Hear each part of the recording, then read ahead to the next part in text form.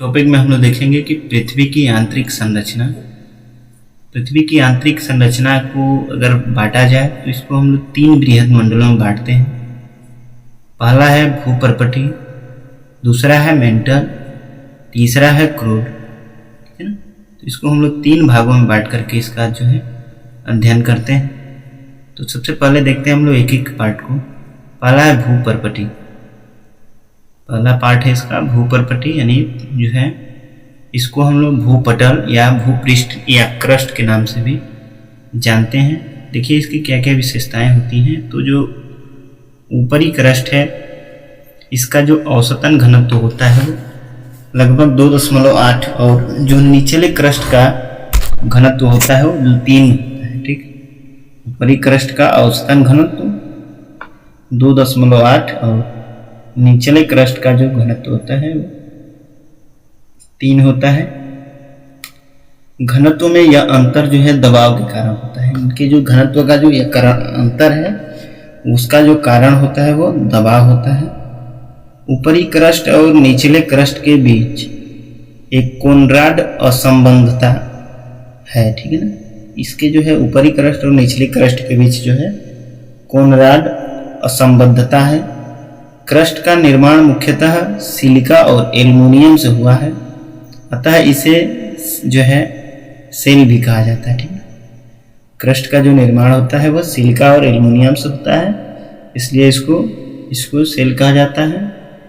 IUGG के अनुसार, ठीक है, IUGG के अनुसार मोटाई 30 किलोमीटर है और महाद्वीपीय भाग में 30 किलोमीटर और महासागरीय भाग में 5 किलोमीटर है। ठीक, जो इसकी जो भूपर्पटी की जो मोटाई है इसको 30 किलोमीटर माना गया है और महाद्वीपीय भाग में यह 30 किलोमीटर और महासागरीय भाग में जो है इसका हिस्सा है 5 किलोमीटर।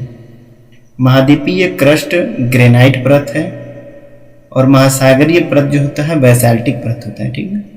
जो महाद्वीपीय क्रस्ट है वो ग्रेनाइट परत है और महासागरीय परत बैसाल्टिक परत है। महासागरीय क्रस्ट का घनत्व महाद्वीपीय परत्व के घनत्व से अधिक होता है। जो महासागरीय क्रस्ट है उसका जो घनत्व है वो महासागरीय परत के घनत्व से अधिक होता है। तो ये कुछ इसके फैक्ट हैं। आगे देखते हैं हम लोग प्रवार। प्रवार क्या होता है? तो पृथ्वी का जो 83% जो आयतन है और 67% द्रव्यमान लिया हुआ है। ठीक, जो पृथ्वी है आपका वह 83% आयतन और 67% 83% आयतन और 67% जो है द्रव्यमान लिया हुआ है। निचले क्रस्ट और ऊपरी मेंटल के बीच जो है मोह असंबद्धता होती है। प्रवार मोह असत्व और या जो है असत्व को जो है असंबद्धता भी कहते हैं। जो प्रवार मोह है यह 2900 किलोमीटर की गहराई तक है। मेंटल का ऊपरी भाग 70 किलोमीटर से लेकर के और 400 किलोमीटर तक है। मेंटल का जो ऊपरी भाग है वो 70 किलोमीटर से लेकर के 400 किलोमीटर तक है। जो दुर्बलता मंडल पाया जाता है, जैसे इसके अंदर भी जो है दुर्बलता मंडल पाया जाता है और यह प्लास्टिक अवस्था में होता है। ठीक, मुख्यतः जो है भूकंप इसी क्षेत्र में उत्पन्न होता है। जो प्रवार का जो हिस्सा है जो लगभग 2900 किलोमीटर तक है, 70 किलोमीटर से लेकर के 400 किलोमीटर जो है मेंटल के ऊपरी भाग से। ठीक है ना, जिसको जो है दुर्बलता मंडल भी कहा जाता है। इसमें दुर्बलता मंडल जो है पाया जाता है। इसकी जो अवस्था होती है वो कैसी होती है? प्लास्टिक। और यह जो है मुख्यतः इसी में जो है भूकंप का जो है उत्पन्न होता है। ये ऊपरी मेंटल और निचले मेंटल के बीच रेपेटीय असंबद्धता होती है। ऊपरी मेंटल और निचले जो है मेंटल के बीच रेपेटीय असंबद्धता होती है। मेंटल है इसका निर्माण मुख्यतः जो है सिलिका और मैग्नीशियम से हुआ है। मेंटल का निर्माण मुख्यतः सिलिका और मैग्नीशियम से हुआ है, जिसको सीमा कहा जाता है। ठीक है ना, ऊपर वाले को सीला कहा जाता है, इसको सीमा जो है कहा जाता है। आगे देखिए तो क्रूड। ठीक है ना, जो इसका जो है थर्ड पार्ट होता है वो क्रूड होता है, जिसको क्या बोलते हैं? यह जो है निचले मेंटल, ठीक, निचले मेंटल और बाहरी क्रूड के बीच गुटेनबर्ग विसार्ट यानी असंबद्धता है। गुटेनबर्ग से लेकर के जो है ये 6371 किलोमीटर गहराई तक क्रूड पाया जाता है। क्रूड के बाहरी भाग का घनत्व जो है 10 है। क्रूड के बाहरी भाग का घनत्व 10 है और आंतरिक भाग का घनत्व जो है 13.6 है। क्रूड को 2900 से 5150 किलोमीटर और 5150 से लेकर के और 6371 किलोमीटर के दो भागों में बांटा गया है। बाहरी क्रूड और आंतरिक क्रूड के बीच लाहमैन असंतत्य है। बाहरी क्रूड आंशिक तरल और आंतरिक जो क्रूड है वो ठोस अवस्था में है। ठीक, बाहरी क्रूड जो है आंशिक तरल के रूप में और आंतरिक क्रूड जो है वो ठोस अवस्था में है। इसका कारण जो है अत्यधिक दबाव है। क्रूड का आयतन पूरी पृथ्वी का मात्र 16% और द्रव्यमान का लगभग जो है 32% है।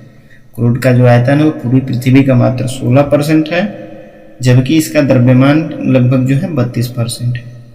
क्रूड के जो आंतरिक भाग में अति न्यून सिलिका तथा मुख्यतः निकेल और लोहा पाया जाता है। इसी कारण इसे नीफे कहा जाता है। ठीक है, नीफे Ni में होता है इसका निकेल और Fe लोहा, तो इसलिए जो है इसको क्या कहा जाता है, नीफे कहा जाता है। ठीक, आगे देखते हैं हम लोग क्रस्ट में जो है विभिन्न तत्वों की मात्रा। तो क्रस्ट में जो है कौन कौन सी तत्व कितने % पाई जाती है। तो क्रस्ट में जो है ऑक्सीजन की जो मात्रा होती है लगभग 46.8%, सिलिकॉन की मात्रा 27.7%, एल्युमिनियम की मात्रा 8.1%, लोहा 5% और कैल्शियम 3.6% होती है। ठीक, अब जो है संपूर्ण पृथ्वी में तत्वों की मात्रा क्या होती है, ये देखिए, ये केवल क्रस्ट में था। अब जो है संपूर्ण पृथ्वी में देखें तो संपूर्ण पृथ्वी में जो है लोहे 35% होती हैं, सबसे अधिक जो है लोहा होता है। इसके बाद जो है ऑक्सीजन होता है 30%, सिलिकॉन होता है 15%, मैग्नीशियम होता है 13% और निकिल होता है 2.4%। ठीक है, तो यहाँ दो चीजें हैं आपकी कि क्रस्ट में जो है तत्वों की मात्रा और संपूर्ण पृथ्वी में। अगर केवल क्रस्ट में पूछा जाए तो ऑक्सीजन की मात्रा जो है सबसे अधिक ऑक्सीजन की मात्रा होगी, लेकिन संपूर्ण पृथ्वी में पूछी जाए तो सबसे अधिक जो है लोहा की मात्रा होगी। ठीक है, प्रमुख जो असंबद्धताएं हैं इनके बारे में देखते हैं। तो पहला जो आपका था कोर्नाड। ठीक है, कोर्नाड जो था आपका ये था ऊपरी क्रस्ट और निचली क्रस्ट के बीच पाया जाता है। ठीक, कौन कहाँ पाया जाता है, तो जो कोर्नाड है यह ऊपरी क्रस्ट और निचली क्रस्ट के बीच पाया जाता है। दूसरा है मोहो। मोहो जो है निचली क्रस्ट और ऊपरी मेंटल के बीच पाया जाता है। तीसरा है रेपेटिल, ये ऊपरी मेंटल और निचले मेंटल के बीच पाया जाता है। चौथा है गुटेनबर्ग, जो निचले मेंटल और बाहरी क्रूड के बीच पाया जाता है। और पांचवा है लेहमैन, जो बाहरी क्रूड और आंतरिक क्रूड के बीच पाया जाता है। ठीक, इसका जो है क्रम देख सकते हैं, यहाँ जो है निचली क्रूड, ठीक है, ऊपर से देखते हैं तो ऊपरी क्रस्ट है, कोर्नाड है ये बीच में ऊपरी क्रस्ट और निचली क्रस्ट के बीच। ठीक, इसके बाद जो है मोहे है। मोहे कहाँ है, निचली क्रस्ट से ऊपरी मेंटल के बीच। के बाद रेपेटी है। रेपेटी जो है आपका ऊपरी मेंटल से निचली मेंटल में। तीसरा है, चौथा है गुटेनबर्ग, जो निचले मेंटल से और बाहरी क्रूड में है। और पांचवा है लेहमैन। लेहमैन जो है बाहरी क्रूड से निचली क्रूड के बीच में पाई गई है। ठीक है, तो ये जो है फिगर के माध्यम से यहाँ आप समझ सकते हैं। चलते हैं आगे, देखते हैं हम लोग प्रमुख जो है असंबद्धताएं, कोर्नाड, मोहे, रेपेटी, गुटेनबर्ग और लेहमैन, ये जो है आपकी असंबद्धताएं थी। ठीक है, आगे देखेंगे पृथ्वी की चट्टानें। ठीक, देखिए पृथ्वी की चट्टानें जो है इसका प्रकार देखें तो बनावट के आधार पर चट्टानों को जो है 3 प्रकार से बांटा गया। जो पृथ्वी पर चट्टान है उनके बनावट के आधार पर, पृथ्वी पर जो चट्टान है इनके बनावट के आधार पर जो है हम लोग देखें तो 3 प्रकारों में बांटा गया है। पहला है आग्नेय चट्टान, दूसरा है अवसादी चट्टान और तीसरा है रूपांतरित चट्टान। ठीक, तो आग्नेय चट्टान या जो है दूसरा परतदार या अवसादी चट्टान और तीसरा रूपांतरित चट्टान। आग्नेय चट्टान की क्या क्या विशेषता है इसको देखते हैं। तो देखिए क्रस्ट के नीचे उपस्थित तत्व जो है तरल मैग्मा के ठंडा होने से इसका निर्माण होता है। क्रस्ट के नीचे जो उपस्थित तत्व और तरल मैग्मा है, इसके ठंडे होने से जो है क्या होता है, इसका निर्माण होता है और यह रवेदार होती है। अग्नेय चट्टानें कैसी होती हैं, ये रवेदार होती हैं। परतें जो है इसमें अनुपस्थित होती हैं। जो अग्नेय चट्टान होता है इसमें कोई परत नहीं होता है। जीवाश्मों का अभाव होता है, ठीक ना, इसमें जो है अग्नेय चट्टानों में कोई जीवाश्म नहीं पाया जाता है।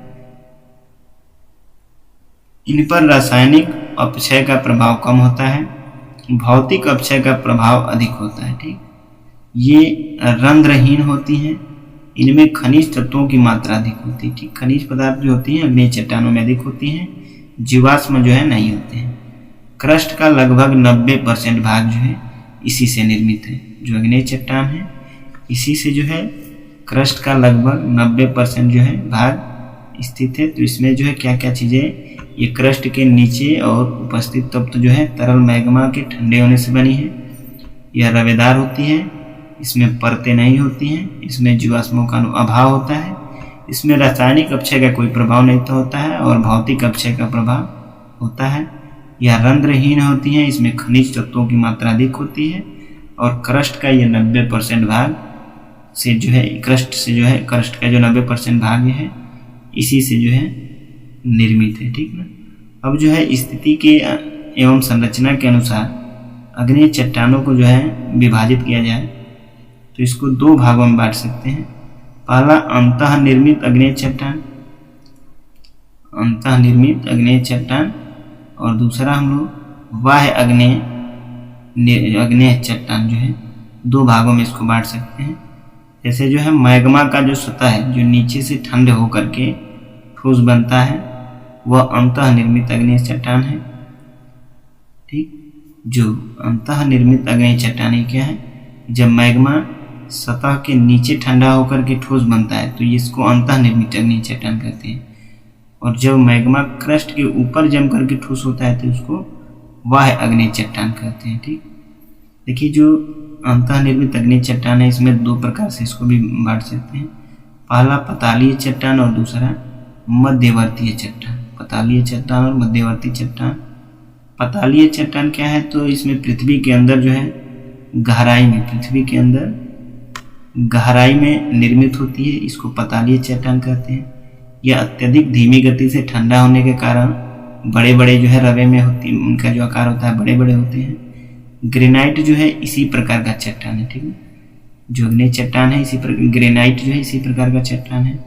मध्यवर्ती चट्टान क्या होती है, तो ज्वालामुखी जो उद्गार के साथ समय धरातलीय अवरोध के कारण मैग्मा दरारों, छिद्रों और नली में जम करके ठोस जो है निर्मित हो जाती है, ठोस हो जाती हैं। इसके रूप जो है लैकोलिथ, फैकोलिथ, बेथोलिथ और सील और डाइक है। ठीक, जो इसमें डोलोराइट है और मैग्नेटाइट जो है इन चट्टानों का ही उदाहरण है। ठीक, आगे है बाह्य अग्नेय चट्टान। जब मैग्मा क्रस्ट के ऊपर जमकर जो है ठोस बनता है तो देखिए जल्दी ठंडे होने के कारण इसे रवे का आकार हो जाता है, छोटा होता है।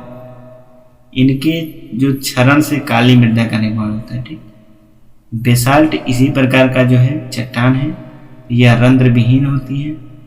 आल्बिन, माइका, एम्फीबोल, पाइरॉक्सीन, फेल्सपार और क्वार्टाजाइट जो है इसका उदाहरण है। तो ये जो है अग्नेय चट्टानों को दो भागों में बांट करके बताया गया, अंतः निर्मित अग्नेय चट्टान, बाह्य निर्मित चट्टान। तो अंतः निर्मित जब मैग्मा सतह से के नीचे ठंडा होकर के जब मैग्मा सतह के नीचे ठंडा होकर के जो ठोस बनता है तो इसको अंतः निर्मित अग्नेय चट्टान कहते हैं। जैसे पतालीय चट्टान और मध्यवर्ती चट्टान। पतालीय चट्टान पृथ्वी के अंदर गहराई में निर्मित होता है और यह धीमी गति से ठंडा होकर के बड़े बड़े आकार में होता है, जो ग्रेनाइट इस प्रकार का है। ऐसे मध्यवर्ती जो है जब ज्वालामुखी उद्गार होता है तो उस समय धरातलीय अवरोध के कारण मैग्मा दरार छिद्र जो नली होती है उसमें जम जाता है। ठीक है, इसमें लाइकोलिथ, फैकोलिथ, बेथोलिथ और सील और डाइक इसके अंतर्गत आते हैं। ठीक, जल्दी ठंडा होने के कारण रवे का जो है ये जो आपका जब मैग्मा क्रस्ट के ऊपर जमता है तो ये जल्दी ठंडा होने के कारण रवे इसके जो आकार होता है वो रवे के आकार का होता है। इसका जो क्षरण होता है तो इससे काली मिट्टी का निर्माण होता है। बेसाल्ट इसी प्रकार का चट्टान है और ये रंध्र विहीन होती हैं। अलिवी, माइका, एम्फीबोल, पाइरक्सिन और फेल्सपार और क्वार्डेजाइट जो है इसके उदाहरण है। ठीक है, तो चलिए देखते हैं आगे। अगला आगे जो है आपकी बात करते हैं हम लोग रासायनिक संरचना के आधार पर। ठीक है, रासायनिक संरचना के आधार पर जो है अग्नेय चट्टानों का वर्गीकरण। तो रासायनिक संरचना के आधार पर जो है अग्नेय चट्टानों का वर्गीकरण करें तो इसको दो भागों में जो है दो वर्गीकरण इसका कर सकते हैं रासायनिक संरचना के आधार पर। ठीक है, तो ये जो है दो होगा आपका कौन, अम्लीय अग्नेय चट्टान और क्षारीय अग्नेय चट्टान। ठीक, रासायनिक संरचना के आधार पर अग्नेय चट्टानों को दो प्रकार से जो है विभाजित किया जाता है, एक अम्लीय अग्नेय चट्टान और एक क्षारीय अग्नेय चट्टान। ठीक, अम्लीय अग्नेय चट्टान क्या है, तो देखिए इसमें जो है सिलिका की मात्रा अधिक होती है, लगभग जो है 65 से 80%। अम्लीय अग्नेय चट्टानों में सिलिका की मात्रा जो है अधिक होती है 65 से 80%, और सिलिका की मात्रा अधिक होने के कारण इसका रंग जो है ना हल्का होता है। ठीक, इसका जो औसतन घनत्व कम होता है 2.75 से 2.8 तक होता है। इसमें जो है सोडियम, पोटेशियम, एल्युमिनियम जो है फेल्सपार पाया जाता है। महाद्वीपीय क्रस्ट का निर्माण जो है इसी से हुई है। उदाहरण देखें तो ग्रेनाइट और ऑब्सीडियम जो है इसी से जो है निर्माण होता है इसका। तो आगे और देखिए क्षारीय अग्नेय चट्टान। तो क्षारीय अग्नेय चट्टान जो होता है इसमें सिलिका की जो मात्रा होती है वो कम होती है। ठीक, सिलिका की जो मात्रा है वो क्या होती है, कम होती है, लगभग जो है 40 से 55% ही सिलिका होती है। सिलिका की मात्रा कम होने के कारण जो इसका रंग होता है वो गाढ़ा होता है। ठीक, इसका औसत घनत्व लगभग जो है 2.8 से 3 तक होता है। इसमें लोहा, मैग्नीशियम, चूना की मात्रा अधिक पाई जाती है और महासागरीय क्रस्ट का निर्माण जो है इसी से हुआ है। उदाहरण में जो है बेसाल्ट और गैब्रो है। ठीक, आगे देखते हैं हम लोग अवसादी चट्टान। तो अवसादी चट्टान के बारे में जाने तो अवसादी चट्टान जो है, अवसादी चट्टानों का निर्माण अग्नेय व कयांत्रित चट्टानों के अपर्दन और निक्षेपण से निर्मित अवसाद द्वारा होता है। जो अवसादी चट्टान है इसका निर्माण जो है अग्नेय और कयांत्रित चट्टानों के अपर्दन और निक्षेपण से ही होता है। इसकी जो संरचना में परतों की उपस्थिति होती है और इसकी संरचना परतों में जैव अवशेष पाए जाते हैं। ठीक, ये चट्टानें मुलायम होती हैं।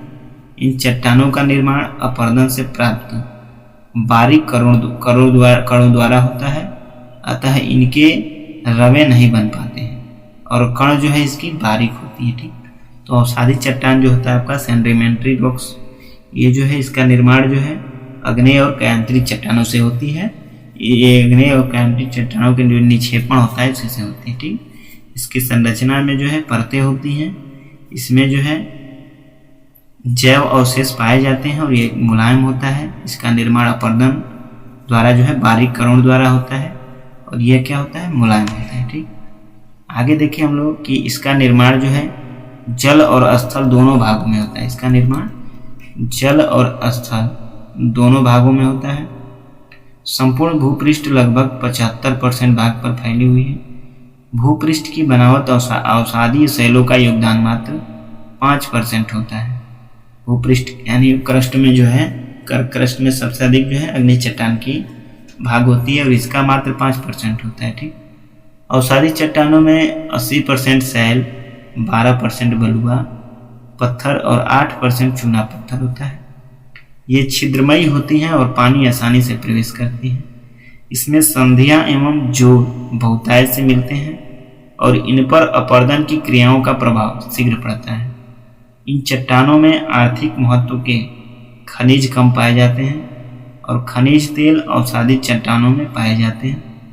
इन चट्टानों में जो है खनिज तेल, बॉक्साइट, मैग्नीशियम और टीन आदि गैस उपस्थित होते हैं। भवन निर्माण में उपयुक्त पत्थर इन्हीं चट्टानों से जो है निकाले जाते हैं। निर्माण प्रक्रम के आधार पर जो है अवसादी चट्टानों का ये निर्माण प्रक्रम के आधार पर अवसादी चट्टानों का वर्गीकरण। तो पहला जो है इसमें यांत्रिक क्रिया द्वारा दूसरा जैविक तत्वों द्वारा और तीसरा रासायनिक क्रिया द्वारा। ठीक, तो इसमें जो है यांत्रिक क्रिया द्वारा निर्मित जो चट्टान होती है इसमें आपका पहला होता है बलुआ पत्थर। जो बलुआ पत्थर है या चिक्का मिट्टी है या लोएस है या कांग्लोमेरेट या गोलास्म है या सेल होता है, ये यांत्रिक जो है क्रिया के द्वारा निर्मित होती है।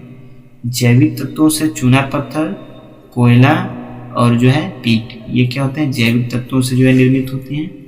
और रासायनिक क्रिया से खड़िया मिट्टी, सेल खड़ी और नमक की चट्टानें, ये रासायनिक क्रिया द्वारा निर्मित होती हैं। ठीक है, आगे देखते हैं कायांतरित या रूपांतरित चट्टान। ठीक, कायांतरित या रूपांतरित चट्टान, तो देखिए अग्नेय और अवसादी चट्टानों में ताप और दाब के कारण परिवर्तन या रूपांतरण के कारण जो रूपांतरित या कायांतरित शैलों का निर्माण होता है।